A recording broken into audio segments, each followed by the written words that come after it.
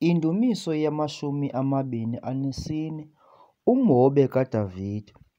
"LeLikaYehova ihlabathi nenzaliseko yalo, elimiweyo nabahleli kulo. Ngokuba yena waliseka phezulu kolwandle, walizinzisa phezu kwemilambo. Ngubani na onokunyuka aye entabeni kaYehova? Ngubani na onokuma endaweni yakhe engcwele? Ngozandla zimsulwa, ontliziyo inyulu, ongaphakamiseli kwinkohlakalo umphefumlo wakhe, ongafungiyo ngenkohliso. Uyakwamkela intsikelelo kuYehova, nobulungisa kuThixo onguMsindisi wakhe. Siso eso isizukulwana sabamngxameleyo, sababufunayo ubuso bakho, Thixo kaYakobi. Phakamisani iintloko zenu, masango, niziphakamise, minyango yaphakade, angene ukumkani wozuko.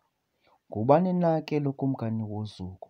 NguYehova onamandla, oligorha, nguYehova, igorha emfazweni.